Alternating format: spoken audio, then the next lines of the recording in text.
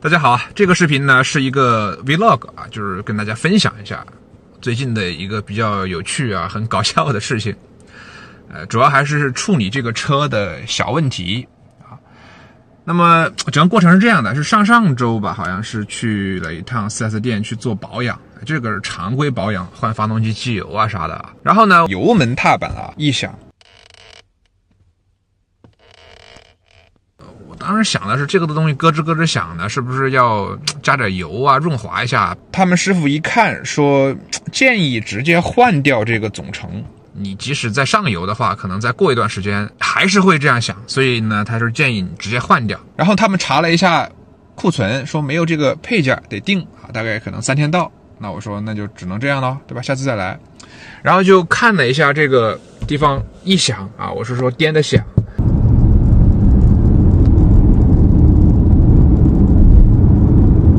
他们师傅呢，当时看了呀，说这个也不好定，问题在哪儿？然后就说回去再录个视频看看，可能就是小问题，他也不想管，对吧？然后我就回去给录了个视频。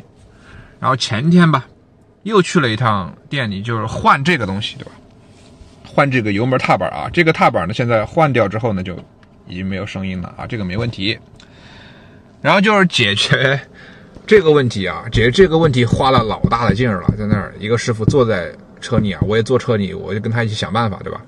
这个首先把它拆开撬开，这个不知道撬了多少遍呢。撬开之后呢，里边是个喇叭，然后这边是一个通信的那个4G 的模块。提车的时候开了可能有个把月，就发现这个东西颠着响，然后去店里处理了一下，就是把这个板子撬开，然后把这两边垫上那个泡棉。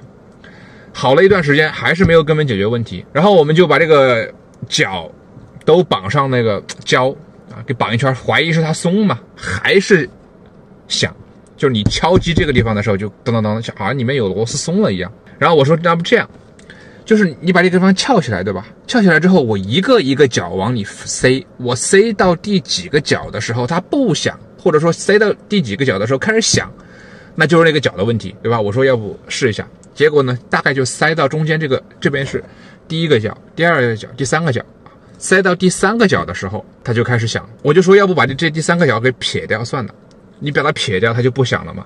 那师傅他说这别啊，可能他们觉得这种维修方法呢不符合维修的原则，对吧？没有这么干的。他觉得可能是什么问题呢？他可能是觉得这个板子盖上去之后呢，空间就变得密闭了，然后你敲的时候，这个空气震动就带着这个喇叭在震。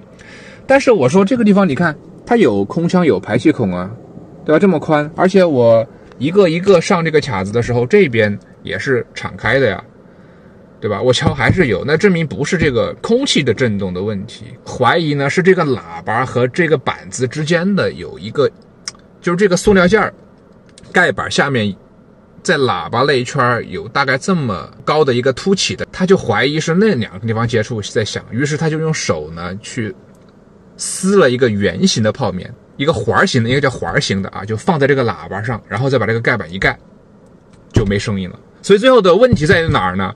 就在于这个盖板和那个喇叭接触上了，可能为了挡灰啊还是什么，就有这么深的一个凸起，正好卡住这个喇叭，然后那个东西就跟它接触了。现在终于解决了。那么这个问题呢，厂家反正也没给出说什么指导方案。一开始我问师傅，我说要不把这个板子换了，他说这个板子换了也没用，他说我们换过，换了之后呢，该响的还是响，所以这种小问题就是很头疼。你让他去换个什么东西，比如说我说这种啊，这种咯吱咯吱响，对吧？很容易确定就是这个地方的问题，换一个，他很愿意换，很快就给你换了。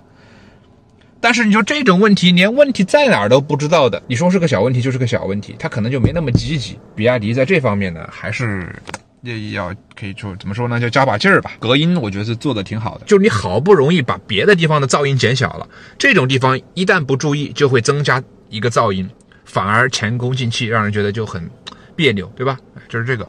然后之前我跟他们反馈了，说这个踏板呢会出现那种发浆的情况，他们肯定是又优化了参数啊，或者说是怎么样的啊。现在感觉开起来呢又好了一些。我跟你说，就是这种现代的这种电传的这种东西就是这样啊，线控就是你可以通过程序来优化，可以调整，所以呢，就是会出现这种情况啊。你程序好呢就好点，程序不好呢就会很蛋疼。